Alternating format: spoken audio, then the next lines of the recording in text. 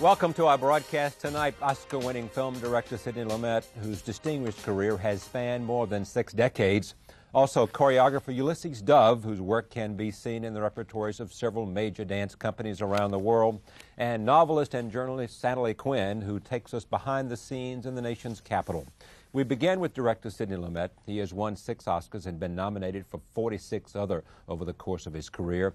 His life in the arts began with a stage debut at age 4, and he's been going ever since. Now he is slated to receive the Directors Guild their highest honor for lifetime achievement, called the D.W. Griffith Award, which will be presented to him by Martin Scorsese and Milo Forman. I'm pleased to have Sidney Lumet here to talk about the craft of directing and a lot of other things about the world of movie making. Welcome. Thank you, Jim. Great to have you here. Listen, I mean, this is pretty good here. The Directors Guild of America, the Directors Guild, the highest honor for lifetime contribution, the D.W. Griffith Award at the coming up, and I assume you earned it. It's funny, you know, when I first got the call, the first thing that happens, of course, is you get the aw shucks. You know, you get all humble and please, fellas, you know, and then you start to think, well, why not? Yeah. You know, I worked damn hard. It's been a long haul, and there've been some good pictures, some lousy pictures, but some good pictures. Let me just read a little bit of this. I mean, just to let you know what we're talking about here. 1957, 12 Angry Men. Everybody remembers that. Through Stage Struck, That Kind of Women, The Fugitive Kind of, View from the Bridge, Long Day's Journey Into Night, Fail Safe, The Pawnbroker, The Hill, The Group, The Deadly Affair, The Seagull, The Appointment, King, a film record from Montgomery to Memphis, The Last of the Mobile, The Anderson Tapes, Child's Play, The Offense, Serpico, Loving Molly, Murder on the Orient Express, Dog Day Afternoon, Network, Equus, The Wiz, Just Tell Me What You Want to Hear, Prince of the City, Death Trap, The Verdict, Daniel, Garbo Talks, Power, The Morning After, Running on Empty, Family Business, Q&A, A Stranger Among Us, and Beyond Innocence. Yes, you're exhausting me, Charlie. It's incredible. But then, you know, the thing that happens about that award is that then you look into the list of who won it, because you know about it, but you don't really look at the list. You don't dare. And then you see those names, and you see Bergman and Fellini and Kazan and Billy Wilder and Willie Wyler and John Ford, and you say, that's when the humility really hits. I mean, that's no false thing. Then you say, wait a minute, this has nothing to do with me. I'm not in that class. Those are those people, and I'm not that. What makes a great director, you think? What made them? What's the art that a director brings to us? In movies, there are 2 parts to it. There's an enormous technical end that you know about, and I think all of the people that we're talking about, all of the people that we mentioned, knew their technique thoroughly. But then it comes down to the same thing that's true in your work or anybody else's work. What do you care about? What are you about? What's your life about? And that's the toughest part, because without what's in you being up there, it doesn't much matter who did it. And what do you think you care about, and how do your films reflect you? Charlie, this is going to surprise you. You know I don't know. I don't think about it. I say yes to a script without any thought, almost always on first reading. If I read it 3 times, 4 times, chances are I'll say no. If it doesn't grab you at first reading? Yeah, it's a completely instinctive response. And sometimes I can look back and I can say, oh, that's what I was interested in over those years. I noticed just last year that all of a sudden I had done 4 pictures in a row about family relationships, about fathers and sons and children and mothers and fathers, and I looked back and I said, oh, that's what something must have been kicking around in me about that. But in advance, that's not what I was thinking. I had no awareness that that's what I was thinking. I think it would make me self-conscious if I started thinking of it. Do you always choose the actors yourself? Yeah, always. It's like saying, you know, do you choose your right arm? Yeah. For example, The Verdict. I mean, if Newman wouldn't have done it, would you have done it? For that part, there might have been somebody else. I don't know, but I never had to face that problem, thank God, because he was the first one we went to. And what, was it an easy sell? No sell. No sell. He loved Mamet's work, and what's not to love?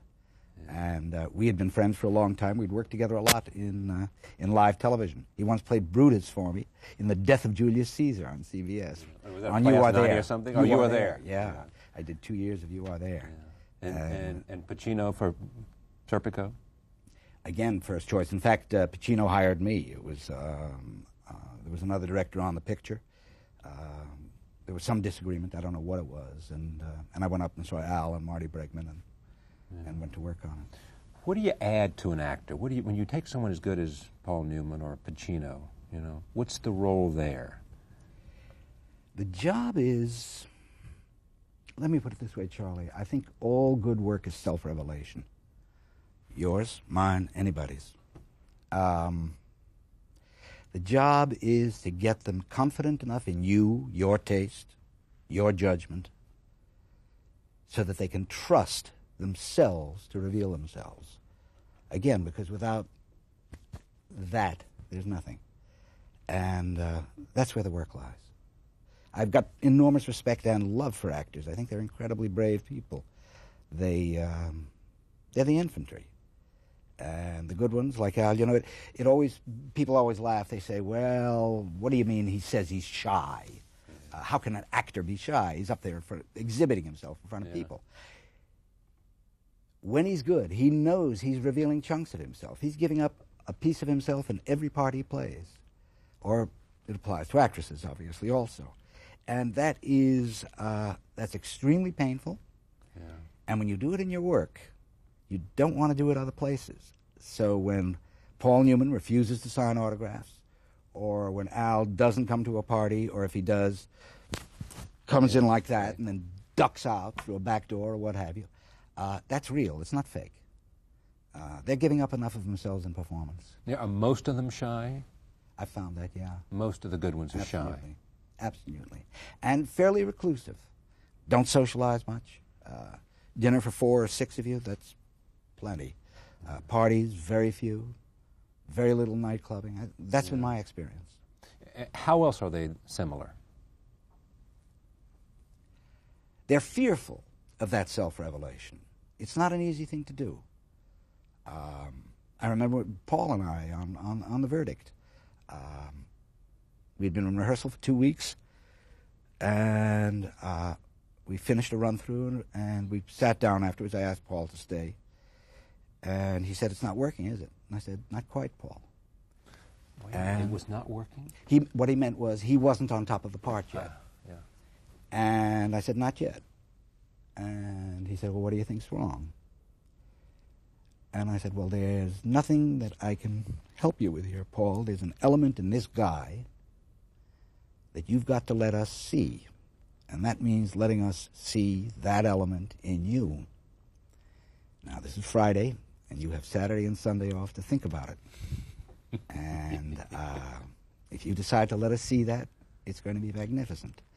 And if you decide you can't, and it's not my job to decide it for you, that's your decision, then we're going to have a good picture, but we're not going to have what we should have." And he came in Monday like a tiger. He was just gigantic. Now, what was he had to show? A kind of despair and the kind of reasons that a person starts to drink, because the part was that of a guy who was a drunk. And that loss of self, that self-hatred, really, is what I'm talking about. And that's not anything that he had ever had to play before. Has the style of Sidney Lumet evolved over the years? I mean, do you see a significant difference other than you simply have had more life experiences over a career? But has a style changed? I hope it has, Charlie. I hope I'm subtler. I hope I'm, you know, when you start out, you think I'm the only one who understands it, right? Yeah. So hit him again, hit him again, hit him harder, harder. And that sense of overemphasis, you know, and also coming from television, there's a tremendous problem because when you come from television, you're used to a 17-inch piece of glass. Right. Well, telling a story on a 17-inch piece of glass versus a 20-foot image or 30 or 40-foot image, in those days we had 60-foot screens. That's a very different process, a very different technical process. The emphasis is different. So I hope I become subtler. I hope I become finer. I hope my technique shows less. because I don't like technique that does show. How have you changed in terms of the subject matter you want to do? Is it simply telling a good story, or are there things that you were drawn to do now that you might not have been? I think as I've changed, what I've gotten interested in changed. Yeah. I think I was much more socially conscious kind of drama when I began, as opposed to where I think I am now, which is much more internal investigation. Internal in terms of your character is going through an internal investigation of who they are and how they fit, and, exactly. and the connections they make and the relationships they have. And hopefully how that connects to you when you watch Yeah. it. I never do know that, by the way. I can't deal with whether the audience gets it or doesn't get it. I can only hope that we've done our job honestly and well, and that it does connect with you. When one doesn't work, how do you explain it? I mean, do you look at it and say, well, I did my best, and the film didn't connect, and and that's the way it is in America. Mm-hmm. You give them your best shot, and that day it didn't happen. It happens to athletes and filmmakers and journalists and all of us. Right. The failures, and boy, do I know about the failures. Yeah. The failures are a part of it. I don't think you've got a career without failures. It's not only what you learn from them, but it's also in terms of what you're trying. We're in an unfortunate position. I cannot do what a writer does. A writer starts working on something. He's 2 months into it, 4 months into it, a year into it. He looks at it, he says, this was a dumb idea. This is never going to work. Boom, into the trash basket. If you've done that, you've invested I can't do that. $10 million. It's not my $10 million. If it were my $10 million, I also wouldn't do it. Yeah. It's a company's $10 And so have you found yourself halfway there and saying, if this was a novel, I'd stop and put it away and Charlie, say, I'm not going to get there from here? I will not tell you the name of the picture. Oh, come on. No, I won't. Well, let me see if I can find it here. We'll do a little test here. As I read this, we'll watch your expression, and when I hit this one... No, but listen what happened. On the second day of shooting, I knew that this was a fantasy on my part, that nothing of what I'd seen was ever going to show up. Yes. And it was the second day of shooting. Now, I'm the director. That means I can't let anybody else know that. Right. I can't confide it in anybody. Right. The last thing to do is to let that kind of information You can never allow your insecurity to hit the... Self-deception is essential in my work. Because it's almost like, in a sense, you've got to be there. You've got to be the general to motivate and to make sure that we're all literally, that's what the word says, to make sure that we're all literally going in the same direction, that we're all making the same movie. That's my job. Mm-hmm. Who's influenced you? Whose work has influenced you? It's so many people. King Vidor. I was a kid actor. I was a kid actor on Broadway and in the Yiddish theater. And when I was on Broadway, this was in the 30s, and there was tremendous snobism. Movies were junk, right. That's where you went to make money, and the theater was art.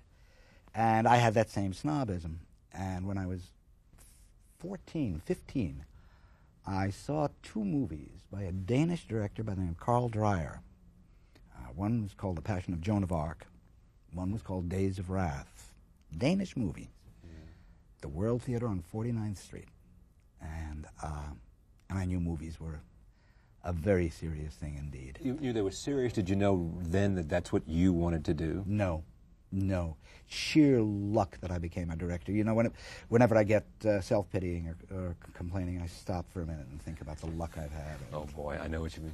You're saying, you can think of 10 other things that you might have done that if you'd taken this turn rather than this turn, and you would not be nearly as fulfilled, satisfied, challenged. Just being born at the time I was. That I came along when television first started.